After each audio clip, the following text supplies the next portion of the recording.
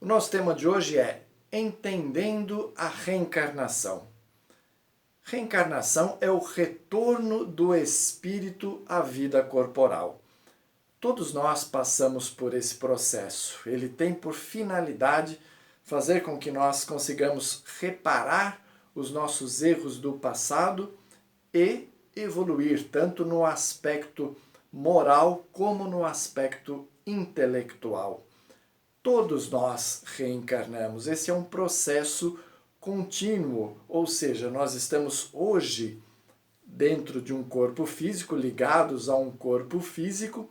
Depois da morte física, nós nos desligamos desse corpo físico que já não terá vida e depois de um tempo mais ou menos longo, retornamos a um novo corpo material, dando sequência à nossa caminhada evolutiva, até que estejamos tão evoluídos que não precisaremos mais reencarnar. Vai demorar, viu, gente? E aí, eu sei que tem algumas pessoas que ouvem as minhas palestras e que são católicas ou são evangélicas, ou seja, são religiões que não aceitam a reencarnação. E aí eu quero lembrar a essas pessoas que a reencarnação, ela é citada inclusive por Jesus nas suas conversas com os seus apóstolos. Em Mateus, capítulo 17, versículos 10 a 13, Jesus deixa claro que João Batista é a reencarnação de Elias, porque Elias teria que retornar e Jesus esclarece, ele já retornou. E aí os apóstolos compreenderam que era de João Batista que ele estava falando. Em outro trecho, relatado por João, capítulo 3, versículos de 1 a 12, Jesus conversa com o fariseu Nicodemos, mostrando a ele que para conquistar o reino dos céus é preciso nascer de novo. E aí é óbvio que muitos acabam interpretando estas passagens de outra maneira. E aí eu quero lembrar que a Igreja Católica aceitava a crença na reencarnação até que o imperador Justiniano, no ano 553, obrigou o então Papa Virgílio a cancelar é um termo novo, né? Cancele a reencarnação. Não existe, não se fala mais nisso. E aí a Igreja Católica passou a desconsiderar a lei da reencarnação e teve que, a partir daí, sustentar a ideia das penas eternas, do céu, do inferno, criando então o purgatório como uma espécie de estágio para os espíritos não tão culpados antes deles conquistarem o paraíso. Enfim, se permanecessem aceitando a ideia da reencarnação, estaria tudo mais fácil no modo como entendemos a justiça divina. Para aqueles que duvidam da reencarnação e não têm vínculos religiosos, eu sugiro que analisem bem a questão, até porque existem algumas pessoas, raras é verdade, mas algumas pessoas que se lembram de fatos de encarnações passadas que viveram. E elas relatam isso e isso já está fartamente documentado. Fora isso, entre os inúmeros argumentos em favor da crença na reencarnação, considero assim o mais forte aquele que demonstra que sem a reencarnação nós não conseguiríamos entender a disparidade de condições evolutivas, tanto intelectuais como morais, entre os habitantes da Terra. Mesmo irmãos que foram criados dentro da mesma família, recebendo o mesmo tipo de influência, demonstram assim inúmeras diferenças no seu nível intelectual e no seu nível moral demonstrando que um já evoluiu mais do que o outro, e para ter esta evolução é porque este espírito que hoje está encarnado já viveu mais do que o outro, já conseguiu anteriormente realizar um aprendizado superior ao do outro.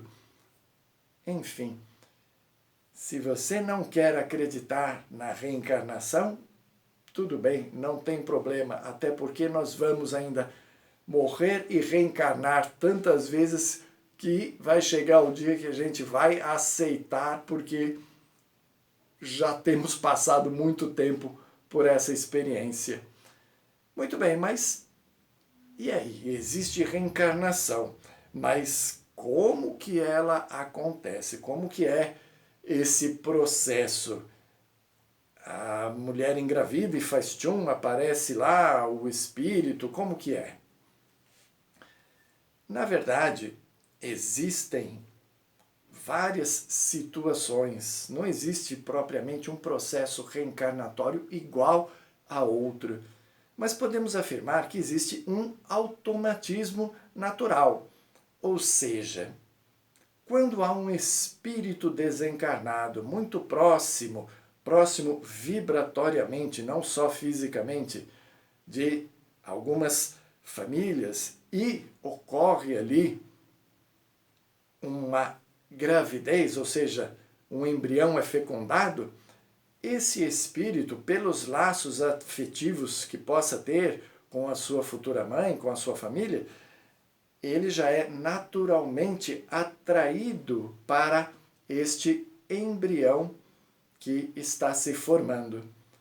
E isso é um processo natural. Isso ocorre principalmente com aqueles espíritos mais primitivos, de uma evolução ainda crua, nos seus primeiros estágios, e esses espíritos têm a tendência de permanecer no mundo físico atrelados às pessoas que lhe eram familiares, ou seja, eles permanecem nos mesmos meios, dispondo ainda de parcos recursos intelectuais, então eles sequer entendem este processo, assim como não entenderam o processo da própria morte, da própria desencarnação pela qual passaram. São atraídos para esta nova vida física, vão adormecendo sem entender este processo e despertam no momento do nascimento. Mas, para outros espíritos que já são acolhidos no plano espiritual pelos bons espíritos, aí a coisa já é diferente, porque já existe uma preocupação dos seus tutores na espiritualidade com a nova jornada física que ele um dia irá iniciar. Então, antes mesmo do processo reencarnatório, é feito um planejamento reencarnatório. Ou seja, os benfeitores, de comum acordo com esta criatura, vão traçando planos para que ela, na sua nova existência, cumpra algumas etapas, passe por algumas provas, consiga alguns aprendizados importantes e tenha plenas condições de realizar algumas tarefas para o seu próprio erguimento moral e intelectual. Este é o planejamento reencarnatório. Agora, é bom que saibamos também que existem organizações da maldade no plano espiritual. E estas organizações também planejam reencarnações dos seus discípulos. Discípulos que, obviamente, serão recrutados para continuar os seus projetos de domínio e de influência manipulatória sobre a humanidade. É assim que vemos muitos líderes da maldade reencarnados se tornando líderes militares e políticos, influenciadores, filósofos, que reencarnam com este objetivo de continuar os planos da maldade organizada para subjugar a humanidade reencarnada, trazê-la para os seus domínios após a morte física, num processo contínuo de domínio, manipulação e escravização, pelo qual já estamos passando há milênios. Pois bem, do mesmo modo que o plano reencarnatório superior, quando o indivíduo reencarna, pode não ser seguido, o plano da maldade organizada também. Então Deus permite que esses processos ocorram, porque, na verdade, vai depender muito das experiências que nós passaremos na vida física, de como reagiremos a elas e a outras influências, para saber se estaremos ou não cumprindo este ou aquele plano reencarnatório. E aí, dentro deste plano reencarnatório, está incluído o processo reencarnatório, onde muitas vezes a espiritualidade atua para que haja uma aceitação, um entrosamento da família que irá receber esse espírito e aquele espírito que estará reencarnando.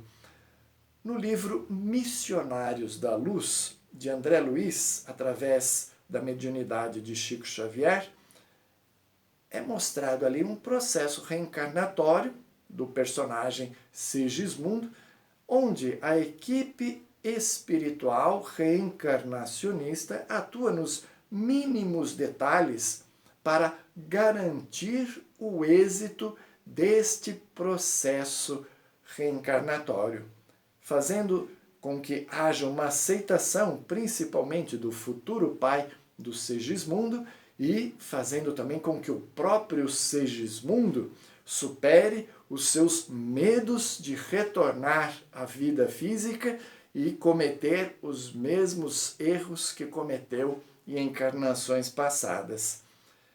Pois é, gente, mesmo com todo o amparo, às vezes o espírito reencarnante pode complicar porque ele tem medo, ele tem dificuldade.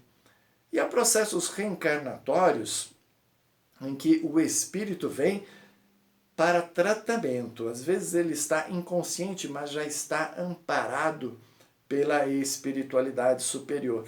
Ele vem num processo terapêutico.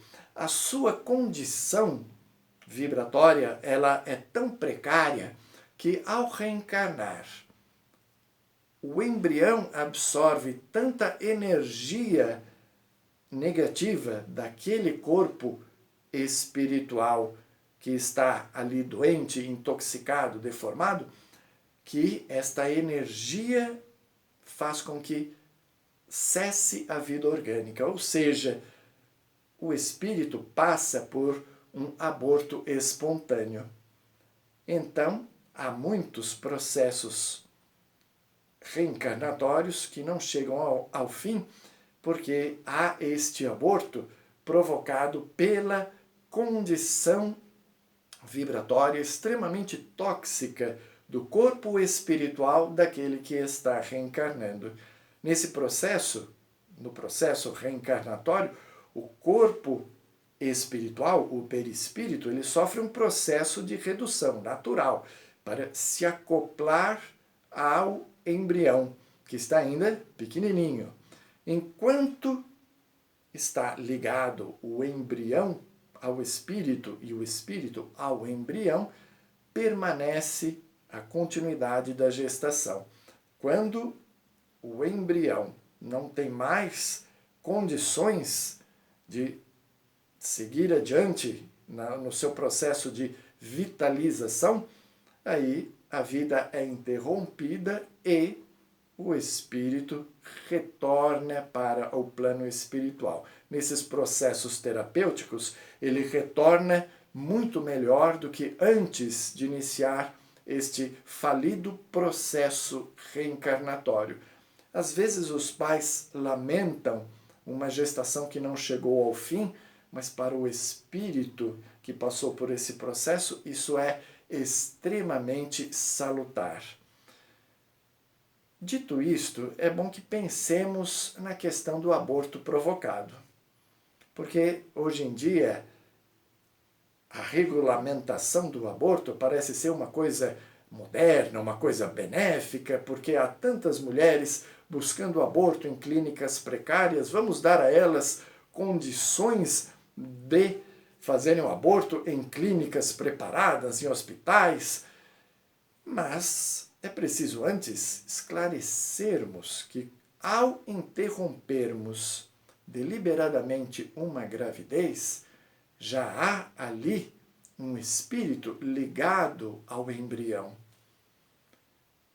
Este espírito, ao ser violentamente desligado, expulso desse ventre materno, ele vai sofrer duplamente. Fisicamente, porque o seu perispírito traz a sensibilidade da dor, então ele sofre a dor desse processo abortivo, mas sofre também a dor da rejeição. É assim que muitas vezes o espírito de pouca evolução não aceita este aborto provocado pela mãe e se revolta e busca de todas as maneiras se vingar daquela agressão. É assim que muitas vezes, depois de um aborto, a mãe passa por processos obsessivos da parte daquele espírito que busca a vingança. Então, é preciso nos conscientizarmos para a realidade da vida espiritual que estará ou que estaria renascendo neste novo corpo. Entendendo que para aquele que está vindo haverá dor e talvez uma revolta muito grande. Para a mãe que deliberadamente e sem motivo algum pratica o aborto, sem nenhum motivo justo, plausível, isto acarreta, primeiro, uma dívida consciencial e uma lesão no seu corpo perispiritual. Esta lesão poderá se refletir ainda na atual encarnação ou na vida espiritual e em reencarnações futuras. Então pensemos nisso antes de abraçarmos essa ideia de legalização do aborto. Pois bem, na situação de espíritos de muita evolução, esse amparo espiritual todo para o processo reencarnatório já é dispensável, porque este espírito, ele mesmo, já se encarrega de todas as partes do processo. Por ser muito evoluído, ele já sabe da sua missão, já sabe quem serão seus pais, já sabe ele mesmo como se adequar a esta ligação com o embrião. E aí as coisas vão transcorrendo da melhor maneira possível, porque sendo ele um espírito de alta evolução, haverá também um amparo gigantesco da espiritualidade superior para que a sua missão seja integralmente cumprida. Pois bem, aí o espírito reencarna e o que acontece? Ele esquece do passado. Nós esquecemos, graças a Deus. Porque uma das coisas muito úteis deste processo de reencarnação é justamente esse esquecimento do passado. Nós esquecemos os erros que cometemos, então aliviamos em parte a culpa que trazemos e aí vivenciamos melhor as novas experiências da atual existência. Então saibamos que existe em nós hoje muita coisa que foi originada lá e em reencarnações anteriores. O que nós não podemos fazer é cair no erro de alguns espíritas que tudo o que acontece na vida deles, eles acham que é fruto de vidas passadas, oriundos de casos que aconteceram nas suas vidas anteriores. Não, gente, nem tudo é por conta das reencarnações passadas. Nós podemos conhecer pessoas novas que jamais conhecemos, que nunca tínhamos visto antes. Podemos criar novos relacionamentos sem que estas pessoas estejam vinculadas a nós pelo passado reencarnacionista. Então muitas coisas vão acontecendo pelas escolhas que fazemos e pela condição vibratória que atingimos hoje. Recebemos também, sem dúvida, a carga hereditária dos nossos pais, delineando algumas influências no nosso corpo. Recebemos também, e muito, a influência do meio, de onde nós estamos vivendo, da mídia, do trabalho, enfim, de todos os meios em que nós nos locomovemos. Tudo isso chega até nós e prevalece a nossa vontade. É por isso que precisamos sempre estar atentos à pergunta e à resposta: o que nós queremos para nós? O que nós queremos da nossa vida?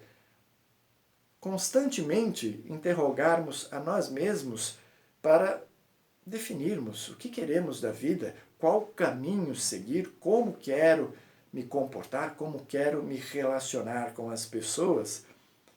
E aí, gradativamente, se estamos buscando esta nossa evolução no campo moral, no campo intelectual, com certeza faremos o melhor uso possível desta nossa atual existência. Isto não significa que nós não vamos errar, nós vamos errar sim. Só que somos chamados a aprendermos com os nossos erros. É essa a nossa condição evolutiva, a de aprendermos com os erros, conquistarmos experiência e sabedoria para vivermos cada vez melhor. Melhor com a nossa própria consciência e melhor com os próximos que estão próximos a nós. Então façamos isso. Acreditemos na reencarnação não como uma forma fanática de justificar tudo o que acontece na nossa vida, mas como uma maneira de entendermos que sempre teremos novas oportunidades para repararmos aqueles erros que talvez hoje não dê mais para consertar nesta atual existência. Mas podemos sim nos prepararmos para consertarmos esses erros no futuro, nos tornando pessoas cada vez melhores hoje. E que Deus nos abençoe nesse processo.